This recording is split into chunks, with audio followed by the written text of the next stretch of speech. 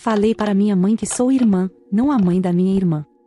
Eu, 17M, tenho uma meia-irmã, vou nomeá-la K, pequena de 2 anos, que cuido de forma frequente, até demais. Minha rotina é sempre de acordar às 10 horas para ficar com K, para minha mãe começar a preparar o almoço, continuo com ela até a hora do almoço, 13 horas, dou almoço para ela, brinco com ela mais um pouco até ela cansar e adormecer vendo desenho. Enquanto ela dorme minha mãe fica de olho, eu vou para a academia e depois tomo banho. Se ela estiver acordada, fico com ela. Às 16 horas dou banho nela, na hora da janta, 19 horas por 20 horas, dou a comida para cá. Dos da janta existe a chance de pegarem ela e colocarem para dormir, mas muitas vezes sou eu, muitas vezes não tem um motivo certo para ser eu, só jogam ela para mim colocar ela para dormir. Às vezes mãe e o pai dela saiam à noite, ou só nunca pegam cá e ficam na cozinha conversando.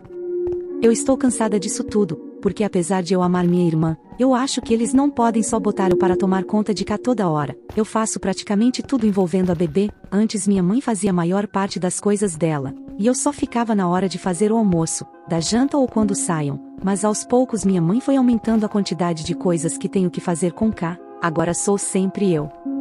E aí de mim se reclamar, ela me chama de ingrata, mimada, fala que não me conhece, mas que estou muito afoita, etc. Uma vez eu pedi para passar um tempinho na casa de uma amiga, porque eu me sentia muito sobrecarregada e precisava de um tempo de cá. A mulher ficou possessa. Na hora estava com minha irmã, ela pegou cá e começou a me chamar de ingrata. Disse com raiva que eu tava farta de cá, e o dia todo ficou de resmungando. Hoje voltei da casa da minha namorada, tinha passado o fim de semana lá, e quando voltei já fiquei com cá. Depois da janta minha irmã ficou com minha mãe e o pai dela, mas quem teve que botar ela para dormir fui eu. Minha irmã estava claramente com sono, mas não parava de chamar pela mãe. De uns 20 minutos, a mãe chegou e ficou com ela. Uns minutos depois ela estava gritando meu nome para eu ir ficar com K. Ela tentou fazer de tudo para ela vir comigo. Questionei por que ela não podia bolar a filha para dormir.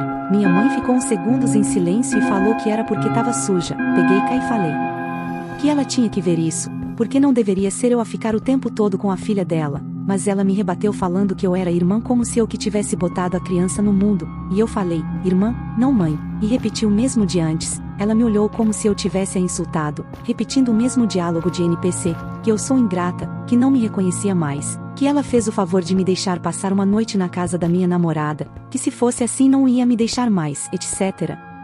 Fui para meu quarto, tava desenhando, ela só entrou, apagou a luz e me mandou ir dormir, e quando tava deitada na cama me mandou ir lavar a louça. Só não entendo ela e se eu tentar entender, vou me perder.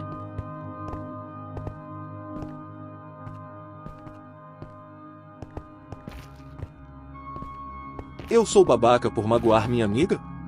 Olá, para começar, vou contar sobre como tudo isso aconteceu.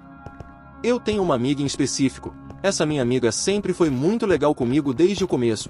Quando eu não tinha amigos e ela estava em um grupo, eu fui me aproximando desse grupo e acabou que viramos amigos e estava tudo bem no começo. Mas depois de um tempo surgiram boatos dentro do nosso grupo que eu gostava dela. Era uma zoação, afinal nós somos bem brincalhões e essas brincadeiras são normais em nosso grupo.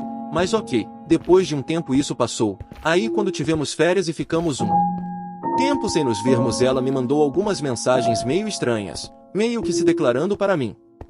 Detalhe que antes disso ela estava mandando várias mensagens na semana para um amigo em comum que é bem próximo de mim. Ela mandava umas 2 vezes na semana perguntando quase sempre o mesmo, se ele sabia se eu estava gostando de alguém naquele momento, etc. Enfim, como eu disse, ela me mandou mensagem se declarando e eu não queria magoar, mas também não sentia mesmo por ela. E mesmo que sentisse, não poderíamos namorar porque o pai dela não gosta de mim, então eu não queria dar esperanças para algo que não pode acontecer.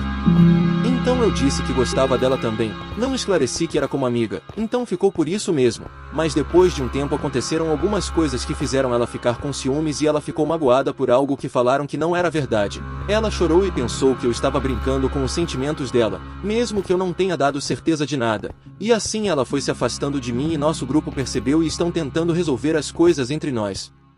Já falaram com ela e querem falar comigo. E querem que eu vá atrás dela para esclarecer as coisas. Mas se é ela que está se afastando, o que eu posso fazer? É a escolha dela. E eu não entendo onde eu errei nisso. Afinal eu não dei certeza. Apenas falei que gostava dela para não magoá-la, pois ela é muito importante para mim como amiga. Então, eu sou o babaca da história?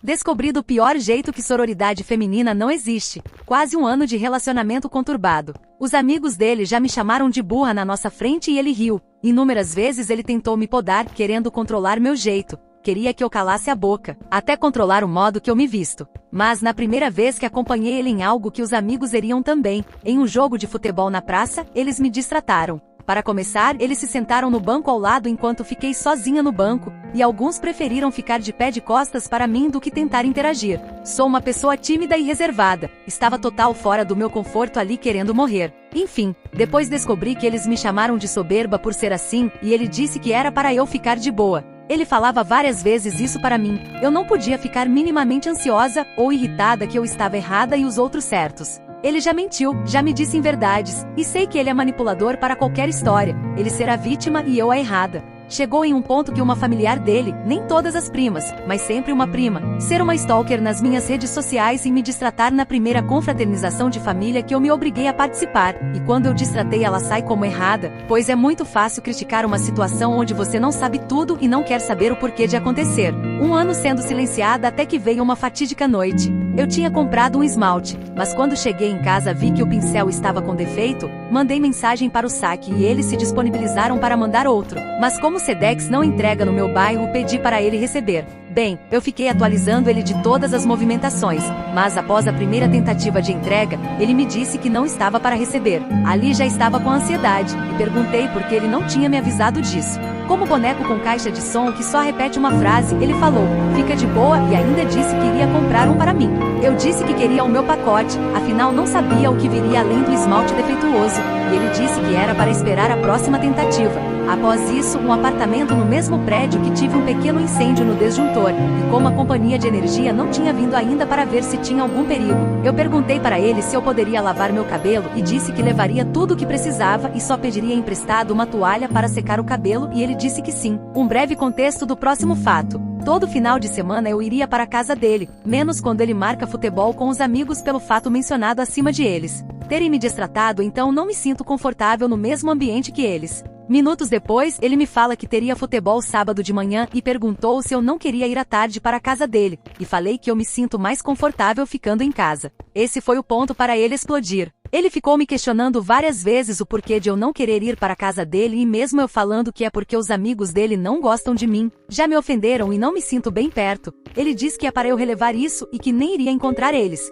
Mas como conheço ele, sei que ele sempre vai com os amigos para casa para lanchar no pós-jogo e passar o dia lá. Eu estava com a chave do foda-se girada já, e falei que estava pensando na minha saúde mental. E aí ele solta essa frase, tu só vem quando te interessa, nunca é por mim, é só quando é do teu interesse. Eu nunca tinha deixado de ir um final de semana sequer, exceto quando fosse aniversário dos meus pais ou encontro dos amigos dele. Me senti extremamente ofendida por ele ter me chamado de interesseira, porque sei que é mentira e sei que eu já tinha perdido as esperanças de um relacionamento saudável.